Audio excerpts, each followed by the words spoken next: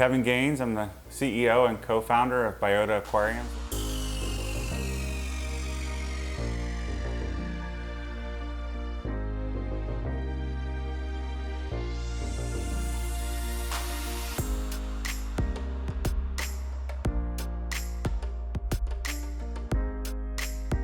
The whole idea behind the Biota Aquarium really stemmed from a bottleneck in the trade with the new aquarium hobbyists having mixed results of success. And after working in the retail side, the wholesale side, aquaculture side, it was very apparent that the consistency had to do with the quality of the livestock that they were started with.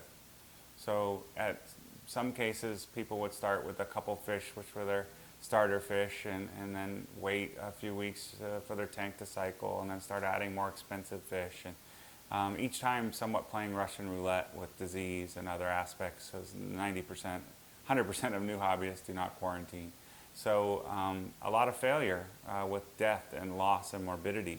And that tends to get people out of the trade really quickly, and the aquarium goes in the garage, or it becomes a turtle tank or a snake tank or something else. So the whole goal behind Biota was really to supply them with a really nice hard good aquarium. The Fluval Evo tank is a beautiful aquarium, but also to include the livestock and live rock with the aquarium. That way we could have the animals in our own facility here in Florida, conditioned, and then we could control the quality of the animals that were going to the end user. And by obviously captive breeding them, they're accustomed to tanks, they're accustomed to prepared foods, and the survivability is even that much higher.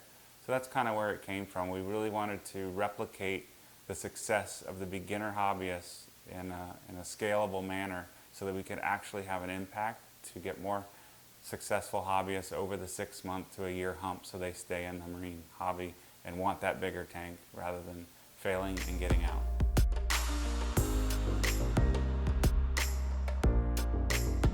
Well, you know, the popularity of clownfish was just undeniable, especially to the beginners.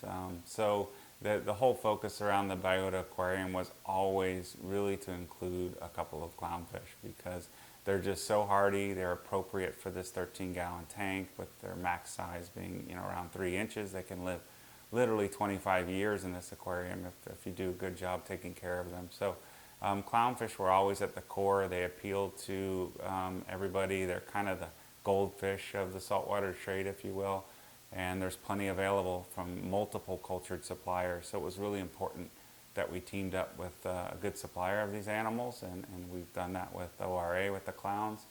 And of course we supply the aquarium with real Reef Rock, which is a cultured rock out of California, which we actually condition here and feed the bacteria and send to the customer wet so that it's actually biologically active. And this is the key for them to be able to set up the tank from start to finish in 2 weeks, fully stocked. So yeah, the other items come from our own production out of our Palau nursery with the Rainford goby, and some of the other soft corals coming from both Palau and ORA.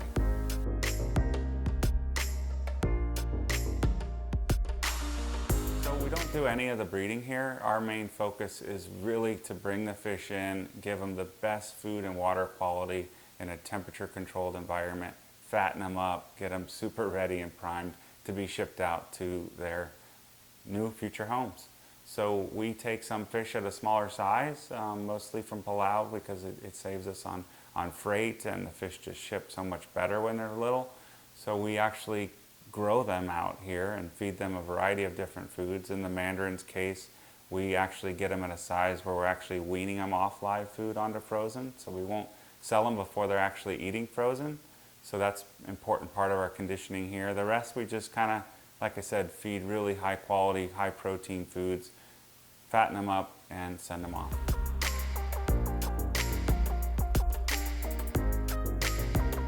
Yeah, the Barbonius anthias were really a huge breakthrough for Tom Bowling, my partner in Biota Aquariums, but he's the founder of Biota Marine Life Nursery Palau. And they happened to team up with the Cal Academy of Sciences in getting some deep water organisms, and in their cold room in Palau that Tom had at the hatchery, he was able to convince them to give him 6 Barbonius. He was assisting on rebreather with some of the operations, so He was able to get 6 Anthias from the wild, and it was in the cold room there with the air conditioner because of the deep water area they come from. It's around 70 degrees Fahrenheit, I believe. So the air conditioner actually broke in the room and the temperature spiked, and the water got warm fairly quickly over a 12 to 24-hour period, and the Anthea spawned. And so out of the first 50 or so eggs, Tom was able to raise, I believe, 32 out of the first batch. So pretty amazing accomplishment. Kind of a little bit of an accident with regards to the temperature, but that's where some of these breakthroughs come from. But it's now able to be replicated, and we're having success, so there's more Barbonius Antheas coming. And as a deep water, high value species, it's really a great aquaculture candidate.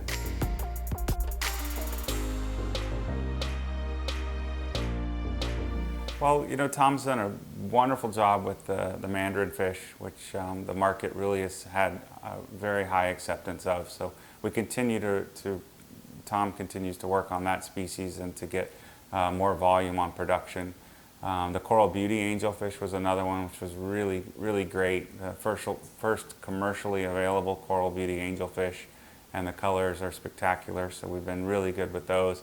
Barbonius, something we do want to continue. They're a fairly high value species, and they do get to be fairly large, so they're not something that's appropriate for, say, the Biota Aquarium, but obviously many people love the fish and are passionate about the fish, so we'll continue to work with those.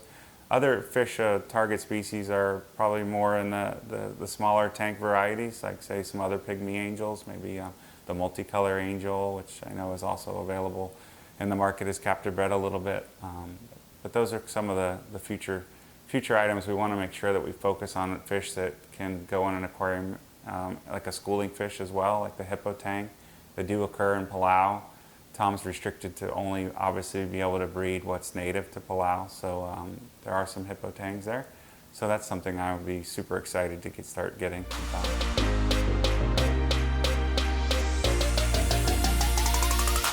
Certainly not happy about it. The science has more than supported the fishery for years. It's too bad and unfortunate that something that's so well documented from a collection and a marine protected area standpoint, from a science background, can get overrun by public opinion, but this is just a nature of a sign of the times. So while there certainly is a huge risk there of losing a supply of great fish, sustainably collected wild fish, there's also opportunity that would hopefully encourage more aquaculture of those species. So we've seen the yellow tang bred in captivity with success. So the blue tang's been done, and others. Obviously that one's not from Hawaii, but this should encourage and raise the value on aquacultured species. But I have to say that I'm not in agreement at all with what's happening. But it's unfortunate that people get reelected and they start listening to the loudest voices of their constituents, and that seems to be the case in Hawaii.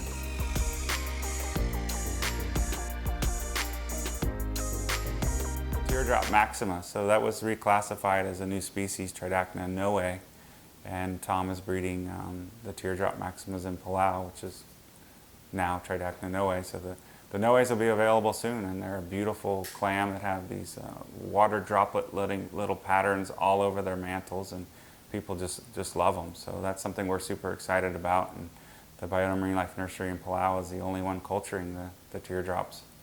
So that's great, as well as crucias. We have a lot of nice crucias coming out of there, and they're the only aquacultured Tridacna crucias available. Yeah, I'm super partial to clams. They've always been a passion of mine. Having worked in the Marshall Islands as well at their clam farm. But we have squamosa, we have duresa, we have crucia, we have maxima, we have noe, and Tom's also working on hopefully some gigas in the future, which have not been on the market for some time. But readily available now, we have 4 species and soon to be 5 with the teardrop.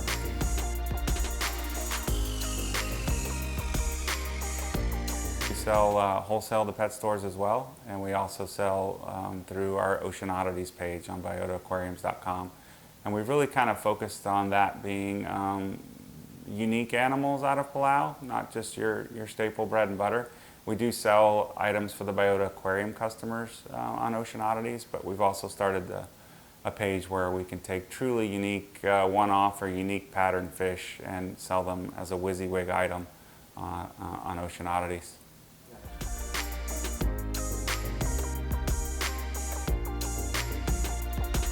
They're the best.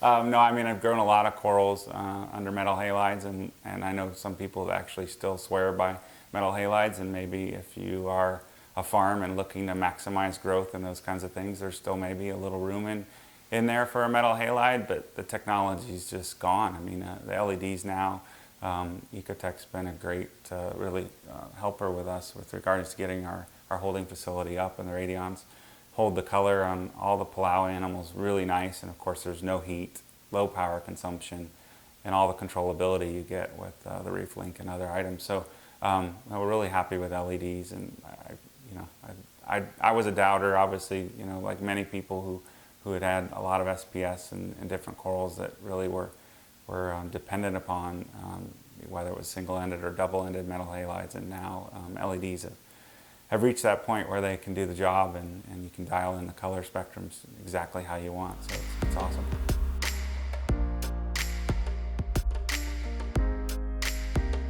Oh, we want to expand. Palau is not available to export SPS corals. We get CITES permits for the aquacultured clams. So obviously some of our wholesale customers especially have inquired about aquacultured hard corals, and as a kind of a leader in cultured supplier, we'd like to expand our diversity of animals, whether it be other fish that are being produced in other areas that are captive bred, or corals. So we really are looking to start bringing in a little more variety of hard corals, whether it's SPS or LPS. And yeah, we're starting a system now to be able to hold those animals and offer them post-conditioning. So we hold everything here a minimum of 20-25 days, usually 30 days or longer. So that's something kind of unique to what we're doing in terms of stabilizing the animal before it's kind of, treated like a hot potato and moved along the chain of custody. So we're excited about being able to offer some hard corals in the near future.